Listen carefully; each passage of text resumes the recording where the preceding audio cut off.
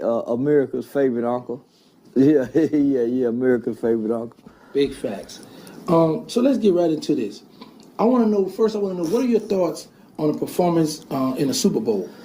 You talking about Kendrick Lamar performing? Yeah. I thought it was. Yeah. I thought it was a bunch of. Yeah. I think it was a lackluster performance. And all they did was crip walk. Yeah, that motherfucking crip walking, funny ass feet twisting across the stage. Yeah.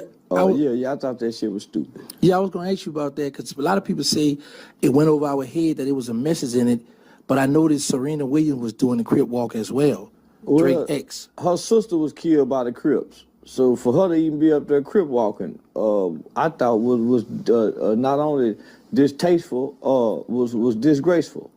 The revolution will be televised. Motherfuckers talking about the revolution will not be televised. It will be televised.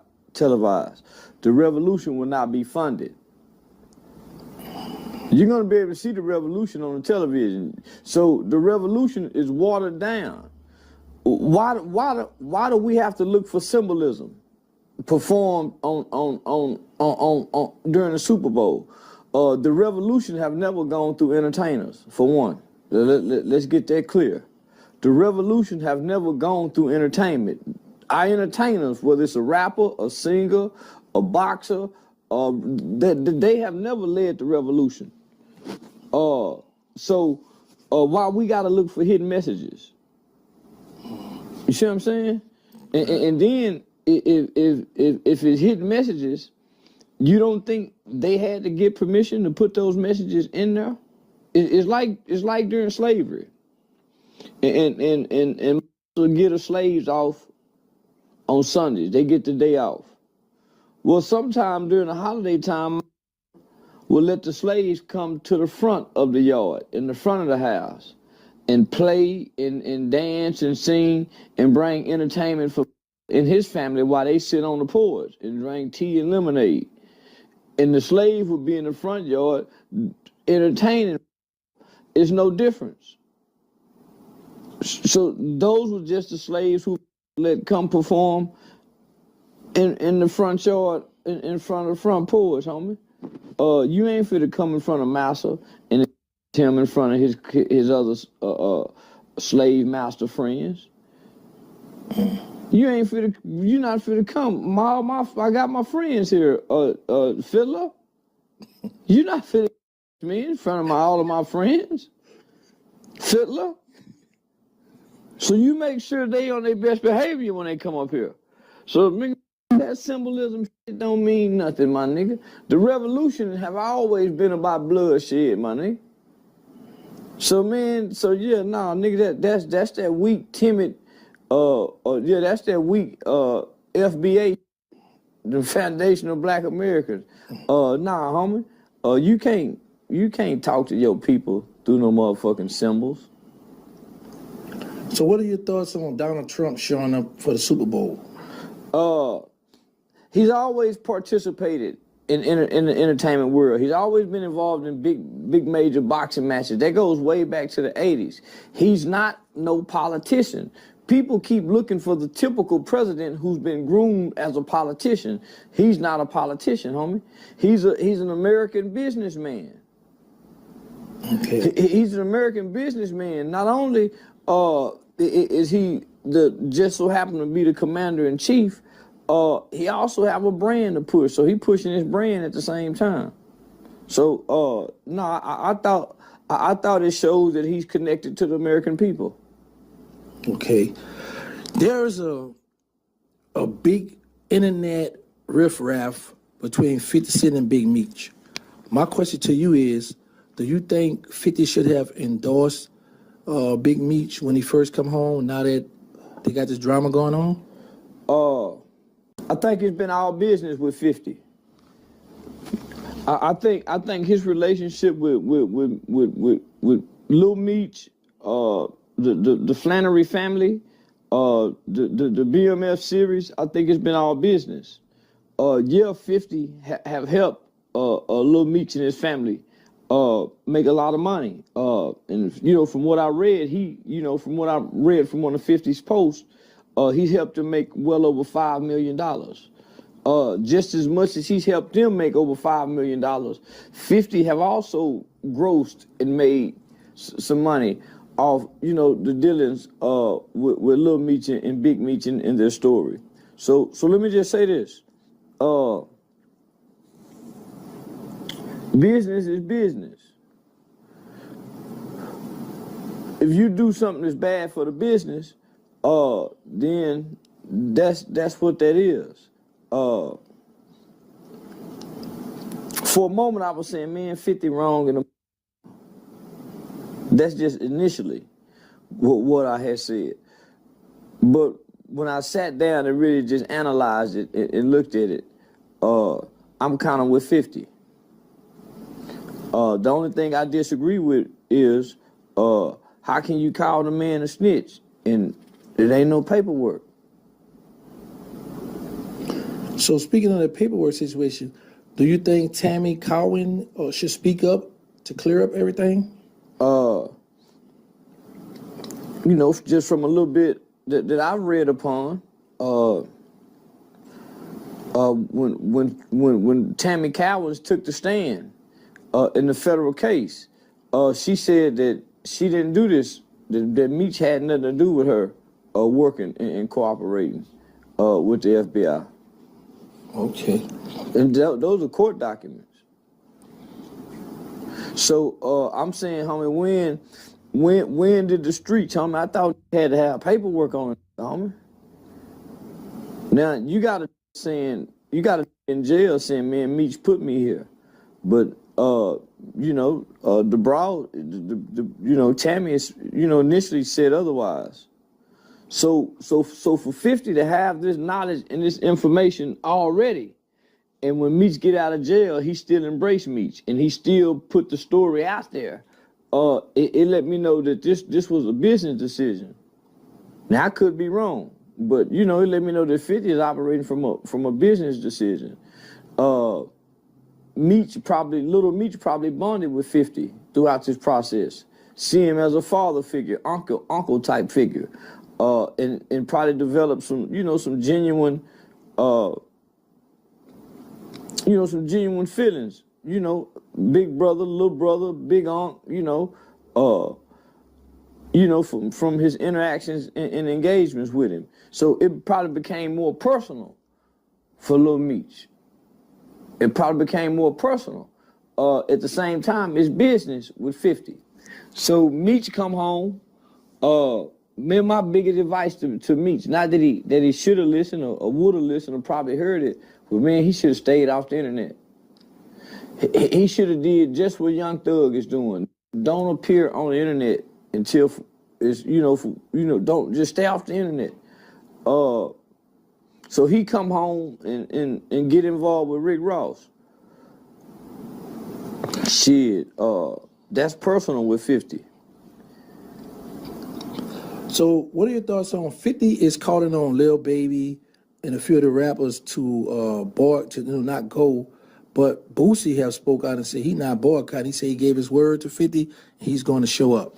Yeah. I saw that.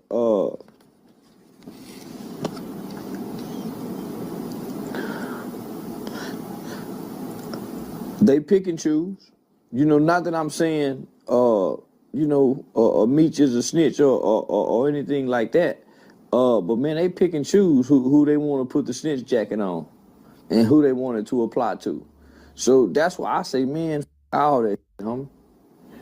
That's why I say, man, all that shit, homie. They pick and choose who they want to put the snitch jacket on and who they want to apply it to, my nigga. There's a lot of people that don't want to believe that Meech did it. And I'm saying it don't matter to me one way or another because I don't support street rules, street policies. I don't stand behind that, homie. I'm a law-abiding citizen, so it don't matter to me which way he went. But I'm just saying, here go the hypocrisy of this.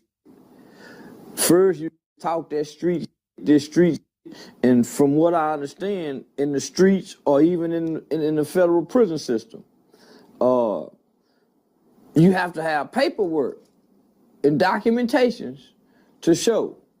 And one thing we know about being in trouble with the law, part of your constitutional rights, homie, is you have a right to confront your witness.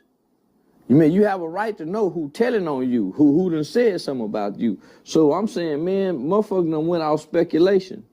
And because of that, that's why I tell real street homies, stay off the internet.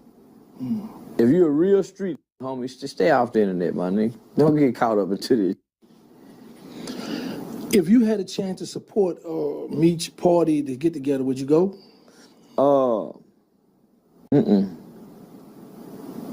It'll be contrary to what I believe and what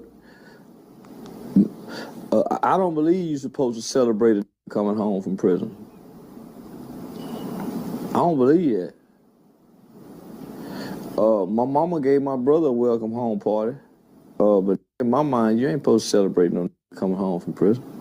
He ain't done nothing special. Couldn't get being released from prison. Broke the law.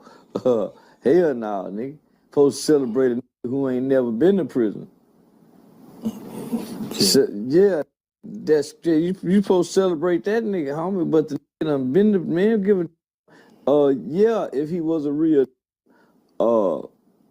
and you believe in the ethics and the codes of the streets, then yeah, go sow it, go put something in his pockets. Yeah, if you want them that believe in the ethics and the codes and the principles of the streets, and you think this is the real, then go reward the real. But nigga, ain't no rewards for no that done kept it real, and ain't no he done walked every yard. Meech done been on every yard. And ain't no paperwork been on him, homie. So, what the streets saying? This man done walked every yard, done been on every yard, and ain't nobody produced nothing. This nigga saying he been in there for just as long as Meech been in there. So, nigga, he ain't sent no paperwork around to get Meech ran off no yard. Come on, my. So he done kept it real. So a lot of done kept it solid. But just because of put this jacket on me, y'all gonna put the jacket on me? Cause the nigga done said it without no documentation. Now, of course the brawl gonna go bad. But just think, they been having this information before I came home. Everybody been knowing all what this supposed to been said about it before I come home, and it's cool at first. But as soon as I do something I don't like, now it ain't cool. Man. Yeah, man, that's why real man just supposed to just, man, try to come blend in. Nah. But, yeah. Okay, well, Crypto G's and I come together, and we reached out to different people that be in the comments because we want to switch this interview up. Yeah. So we're gonna go with some of the. We asked some people to send some questions in, and the first question is from Crypto Jeezy. He want to know what are your thoughts on Donald Trump changing the Gulf of Mexico to the Gulf of America? Oh. I think it's very interesting that he did that, and I'm curious to know, and I wonder what made him think of that and do that, just all of a sudden out the blue. But it does have a meaning. It does have significance of him doing that. He's showing dominance over Mexico in the Western world by making that decision. So he's coming to display a display of power from America. Seems like this presidency. So I'm more interested to know what made him do that this go around. Okay, Frank Nitter TV asks, he said, why did you vote for Donald Trump? Because I'm a patriotic American, and Donald Trump is really trying to make America, contrary to popular belief, great again. Whether that's bringing jobs back to America, when the blue collar workers of America was the backbone of America. Your workers live good off working, at an or their plant. So I voted for him because he uplifts conservative principles and values. And when you think about conservative principles and values, that's God, family, community, country. I voted for him because I think America is no longer operating in a form of a country. Because of capitalism and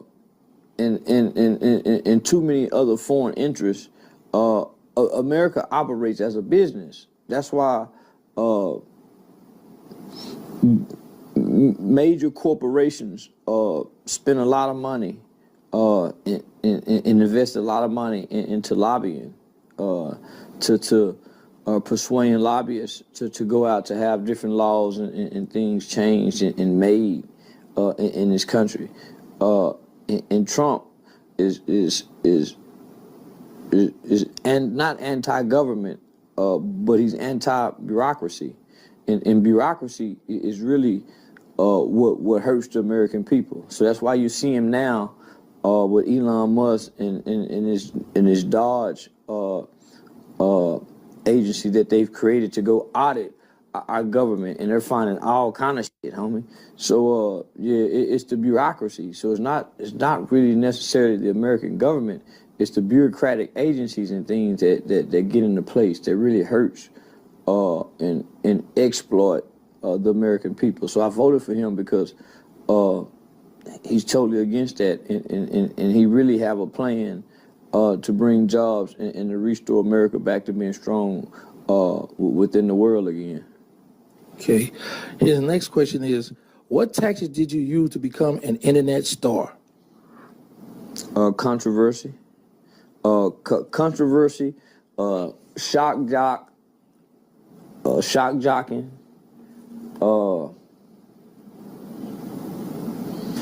in consistency.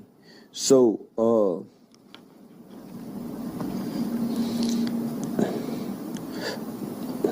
I would upload videos probably 12 to 15 times a day to create a consistent presence.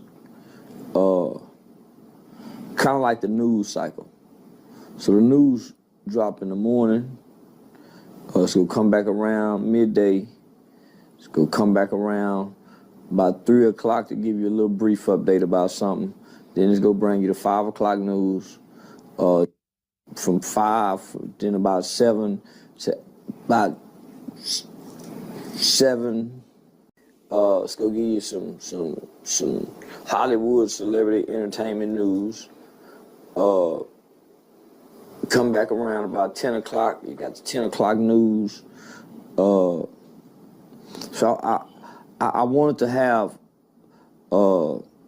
I literally came up with like a news cycle with uploading videos.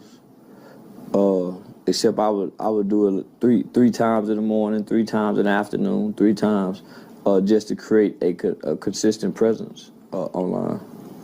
Okay, his last question is, at one time you didn't curse on camera. At what point did that change?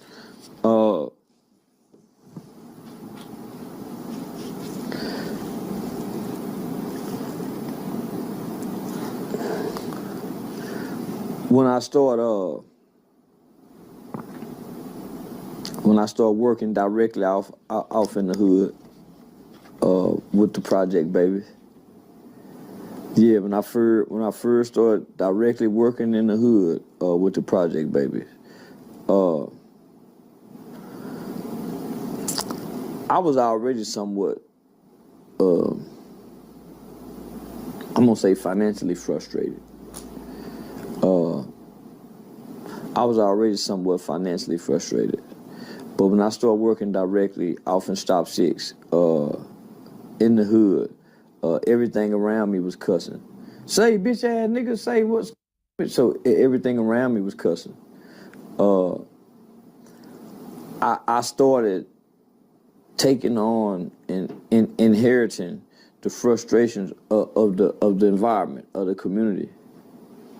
Okay. Yeah, I started taking it on. Not only that, juggling my own life disappointments and frustration. So I became the community. So, when in Rome, you do what the Romans do. And so it became a cursing for me. Man, when I was traveling around the country, speaking properly, articulating words the right way, I reached a lot of people, but it wasn't the people whom I needed to reach. I was becoming big and popular amongst politicians, and I was on the front page of the American Bar. Nigga, I did a study with the School of Journalism out of the Walter Cronkite School of Journalism. Nigga, we went to the Supreme Court with the juvenile life without parole. So I was becoming well known at the top of our spectrum, and nobody in the community knew that I was. Nobody in the community really knew the type of work that a nigga was doing on behalf of our young people who's affected by some of these laws and legislation. So, nigga, when I started cussing, I started getting everybody's attention. Now, I lost a lot of favor from the people at the top. They started thought I was, they thought maybe something was wrong with me, and probably something was. But nigga, I started reaching the people who God really wanted to hear me. Yeah, I had a perfect kind of voice. I was a poster child for white people in the court systems, and a very articulate, well-spoken, well-dressed, clean-cut young black man. But nigga, when I started letting that hair grow and growing them dreads and shit, niggas started talking, cussing like how, man, shit. My voice became larger, almost larger than life. Okay, Joe from Oak Cliff, this is an interesting one here. He say, would you get behind a bill that would allow a felon to get his gun rights back after meeting a certain criteria? Hell no. No, man, nigga don't motherfucking fella need their gun right. If you can't get a pardon, no, hell no. Fellas don't need their gun right, baby. Shit, no. Hell no.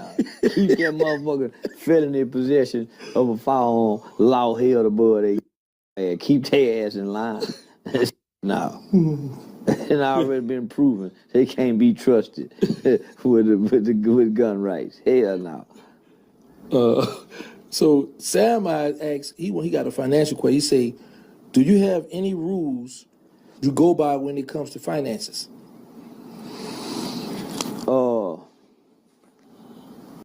Yeah. Try not to spend. So after you pay all your bills from the 1st through the 5th, you're supposed to be able to put pay yourself like an allowance. So say after you pay all your bills from the 1st through the 5th, you put $500 in your pocket, and this $500 go carry you from the 5th all the way to the end of the month, and you don't spend no more money.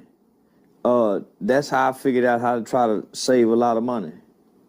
But it takes some discipline to do that, and a lot of times I'm disciplined, But nigga, sometimes nigga, especially when a nigga feeling good, could become undisciplined. But nah, homie. So I try to stick to that to that rule. Pay all the bills, what I gotta pay, from the first through the fifth, and after then put something in my pocket, and try not to spend no more money.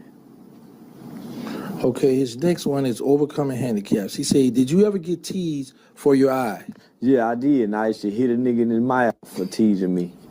Yeah. That was one of my insecurities as a kid, because it happened so at such an early age in life. So I already knew if I went to a new school, if I went somewhere, ask me, hey, what happened to your eye? I foul on you, foul. And so back in my day, they used to call that stealing a nigga. Man, so I was known for stealing off on people. Yeah. I was known for stealing off on a nigga. So motherfucker tried it, but by the time I was in the third grade, I was a feisty little old bitty with that one bad eye. And you better not say nothing to me about my eye. And I used to lie and use it as an excuse, to the teachers and to my mama and them to get out of a lot of trouble. He was talking about my eye. And so, yeah. He said, how long did it take for you to overcome this issue within yourself?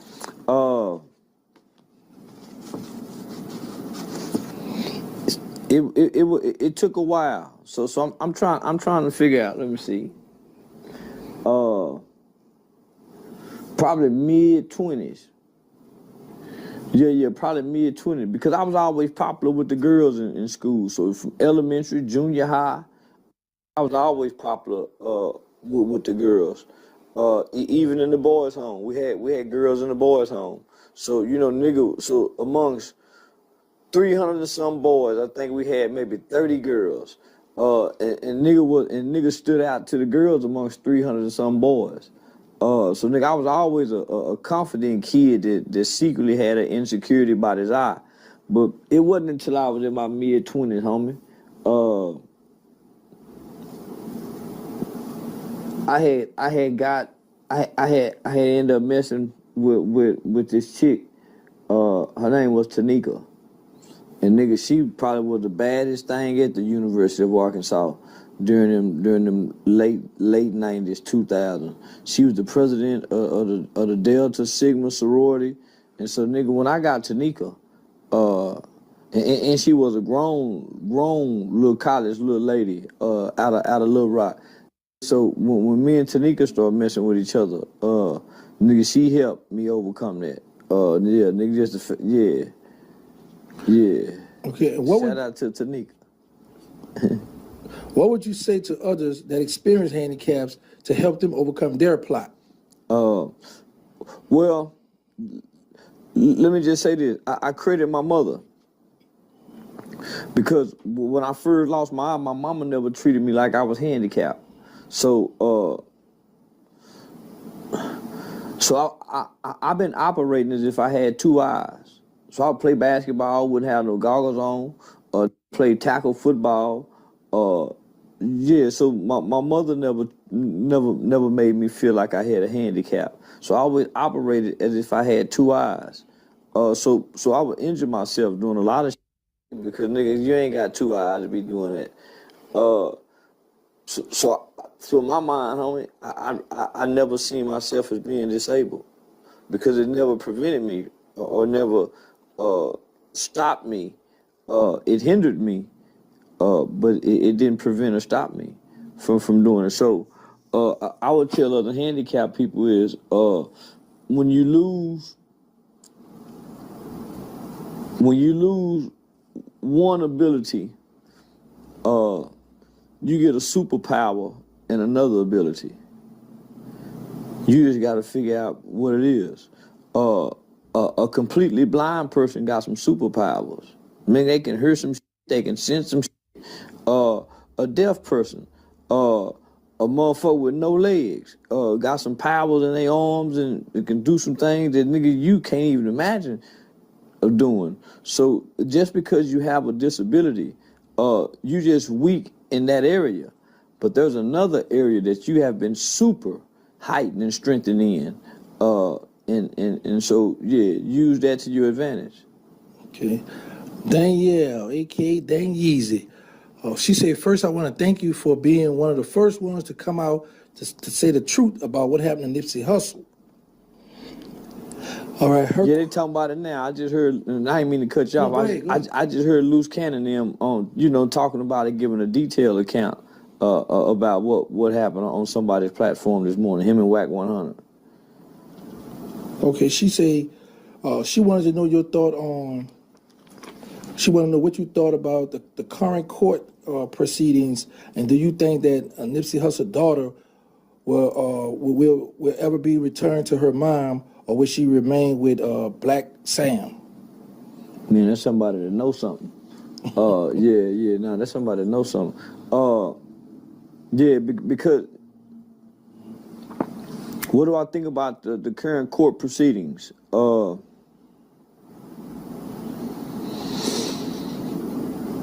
The current court proceedings, it's still set up, and seems to be by design, for the black man to lose in court, no matter what kind of court it is, whether it's civil, criminal, child support, family. It seems to set up that there's not a winning place for most black men.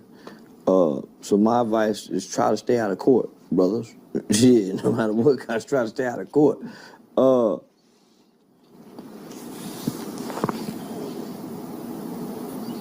What do I think about? One day the child is gonna grow up. The kid don't stay a kid for long, and all children want to know who is my mama and who is my daddy. So you can't keep the baby away. You can, but eventually, man, that child grows up and seeks to find. So yeah, I think one day that the little girl will be restored back to her mother, because initially she was with her mother at the foundation part of her life, from 0 to 6, I believe. So yeah, she was with her mother. That's all she knew. And so after Nips, whatever transpired between her and Black Sam and the family, they felt a need to go try to seek, and they won full custody of her. So, yeah. Okay, JJ, he says, do you feel that silence can be mistaken for ignorance? No. Silence being mistaken for ignorance. No. Nah, silence can never be mistaken for ignorance. Maybe perceived as a sign of weakness, but never ignorance. Ignorance is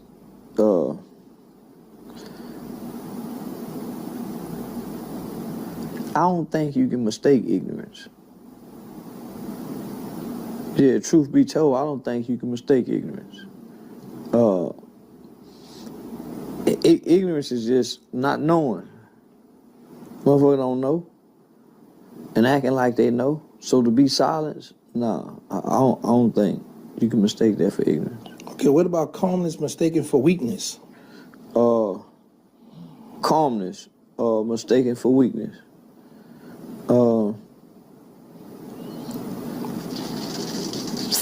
Yeah, I think it could. I heard Denzel Washington say in one of those prolific audio posts is that if you ever see a man get disrespected and he remains calm,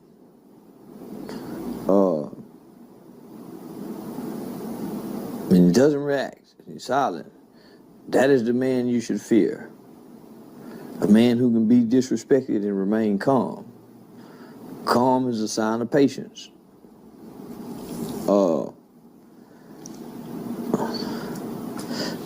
I can see how ignorant can look at somebody that's calm and think they weak. Yeah.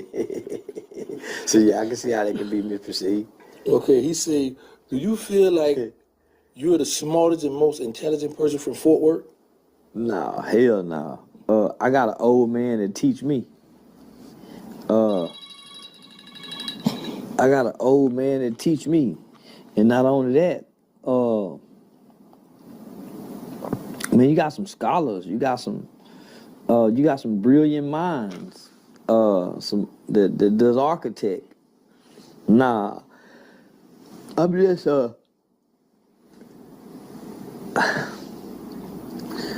I'm just the most entertaining. Yeah, I'm far from the smartest.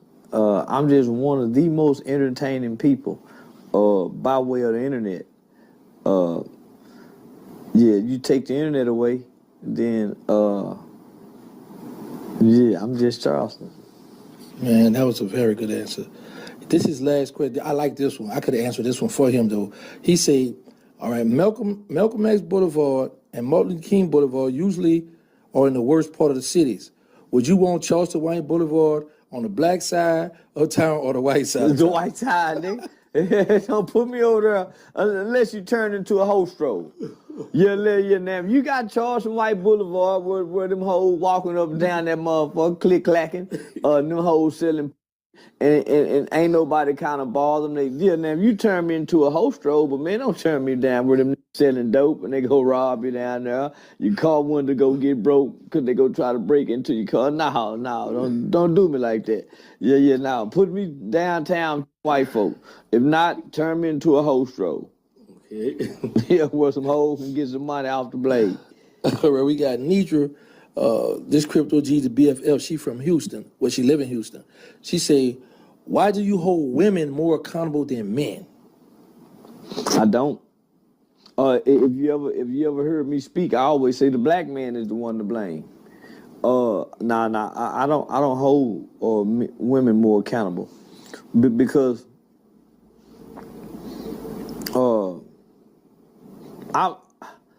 I grew up believing in the biblical Bible stories, right? So my traditional belief system is the principles and the stories that's within the Bible. So it is my belief that when God created this world, he put a man down here. Say, man, you get to have dominion over this whole earth. So then God created fish and all other kind of shit. And God didn't name nothing. Man got to name, okay, this go be a frog. This go be a lizard. This go be a rabbit. So man got to name this shit.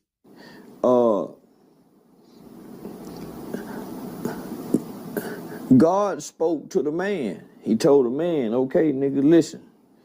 You do whatever you want to do, but don't you put this tree right here of knowledge of good and evil. The man didn't say, well, why I can't eat that tree? Man didn't say that. But this tree here go give you knowledge of good and evil. Right now, all you know is good. You don't know nothing evil. Your life consists of everything. It's like a sheltered kid. All you know is good, nigga. So I give you a woman. I look down here, I say, God damn it, everything that I made, and this is the scripture, everything God made, he made good. The only thing that he saw was bad after he completed this earth was that man was by himself. Everybody else had a mate. The tiger, the lion, the fish, everybody had a male and a female mate except man. So man didn't know he was by himself. The Creator saw man was by himself. Man was happy being man, having dominion on earth, being what a man do, building and creating and naming shit. So the Creator give man a woe man. The Creator created a woe man and never spoke to the woe man. He always spoke to the man. Every day at a certain time, man and the Creator met in the garden and they would hang out and walk and talk and kick game.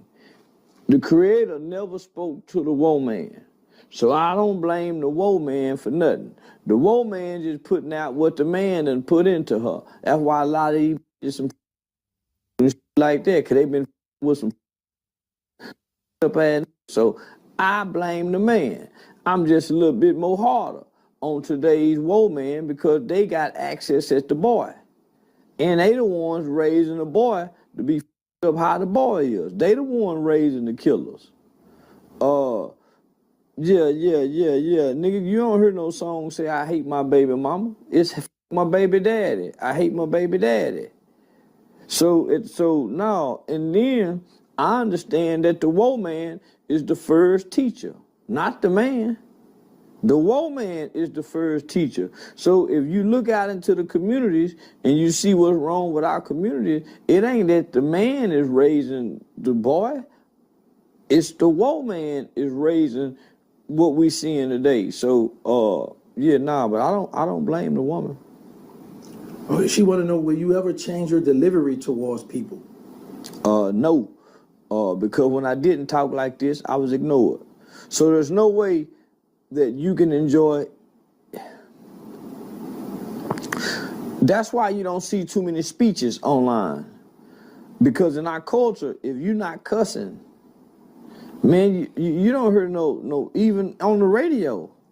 Even on the radio, you hear explicit lyrics. So you cannot operate in a world or in a society, and all you hear is your hoe suck my here, hey, fuck, and then here you come saying, hey, excuse me, gentlemen, hey, ladies and gentlemen, man, they go, you won't be heard. If Malcolm X and Dr. King and some of our great leaders who once gave speeches to the people, they couldn't be heard today because they don't talk how the rappers talk. Why do you think Kamala Harris and them during the election, when they were campaigning, they went and got